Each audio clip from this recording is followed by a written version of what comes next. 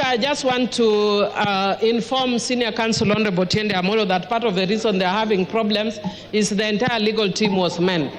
There's no women, and yet there are brilliant women lawyers like me in this house. Next time, put us there, and we'll help you. Secondly, Madam Speaker, in areas that have been predominantly opposition, the only fund you can rely on that is changing lives is CDF.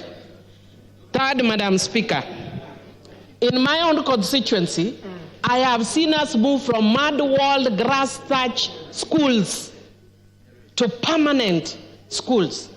I would want to encourage the judges and people who live in cities to do an immersion in the village so that they know the reality. Yes. A lot of people do not know the reality on the ground. The people who are posh in cities, the lawyers and the ones who are lofty, go to the ground and learn the reality.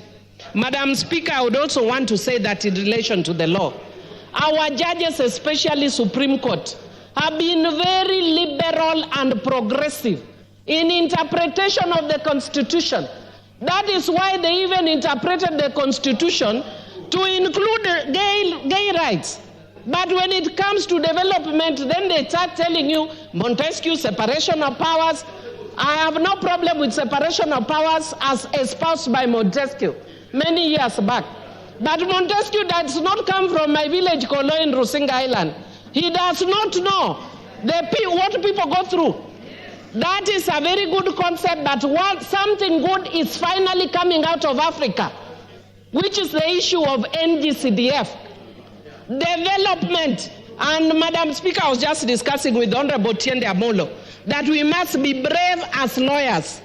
And if there is one legacy we must leave in this house, is to entrench the fourth role of a member of parliament in this country, yes, which is development. If it does not come through NG-CDF, it will come through my pocket. That is the reality. And the members that came before us were overwhelmed. That is why they promoted this. Right now, the role of MPs has totally been removed. But MPs are still being harassed. Put it and make MPs have a role. I have no excuse. Anybody can bash me what they want. But as an intellectual and as a bright lawyer, this is one thing I am willing to defend to my grave.